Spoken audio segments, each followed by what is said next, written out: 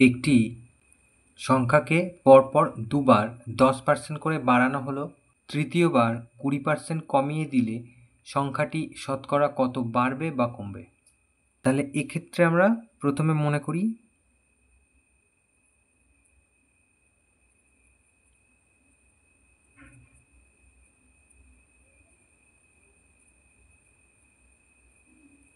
সংখ্যাটি, এখানে আমরা সংখ্যাটি যা খুশি ধরতে পারি, এক্স ওয়াই জেড ইত্যাদি যা খুশি ধরতে পারি, কিন্তু আমরা অন্য কোনো সংখ্যাও ধরতে পারি, 1 2 3 4 5 6 এইভাবে যা খুশি ধরতে পারি, কিন্তু সবচেয়ে সুবিধা হবে 100 ধরলে। তাহলে মনে করি সংখ্যাটি 100। তাহলে প্রথমে 10% বাড়ানো হলে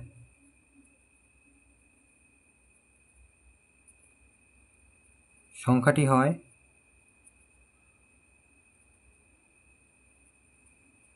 10% মানে কি 100-র মধ্যে 10, সরাসরি লিখে দিই। আচ্ছা, এইভাবে লিখি, এই যে 100 তার 10%,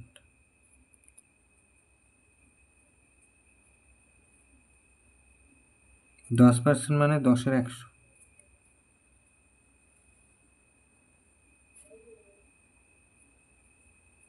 শূন্য শূন্য কেটে দিলাম, তাহলে একেবারে লিখে দিই 110। তাহলে 110 হলো 10% বাড়ানোর পর।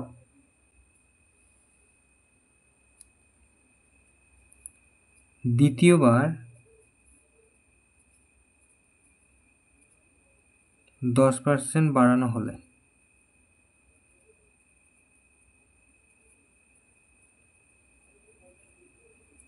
সংখ্যাটি হয়, তাহলে এইটা সংখ্যাটা আছে, আরও বাড়বে এই সংখ্যাটার 10%।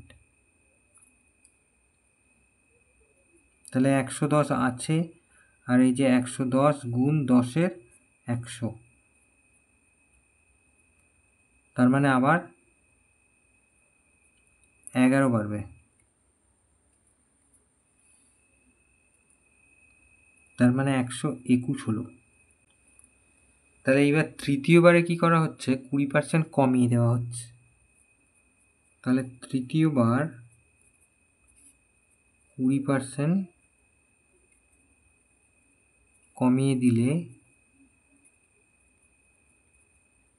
সংখ্যাটি হয়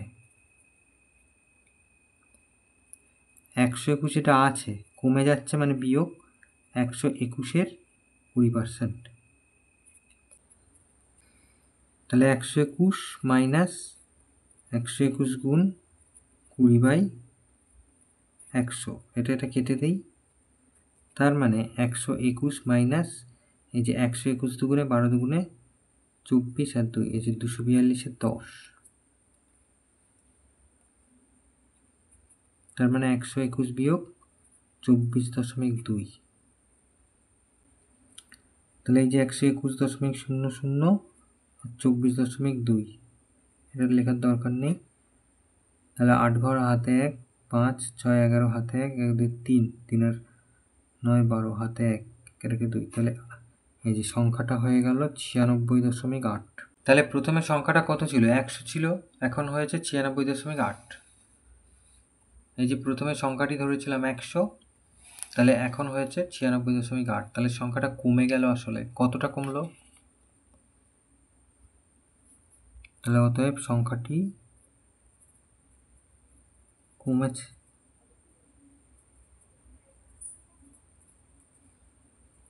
একশো থেকে বিয়োগ করি,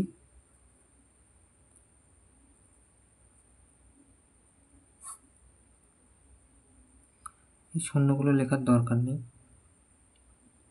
2 ঘর হাতে 1, 6 7, 3 ঘর হাতে 1, 11 9 10, তাহলে 3.2।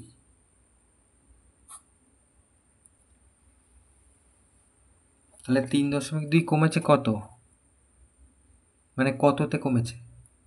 100-তে কমেছে। তাহলে অতএব 3.2% সংখ্যাটি 3.2% কমবে। এটা উত্তর।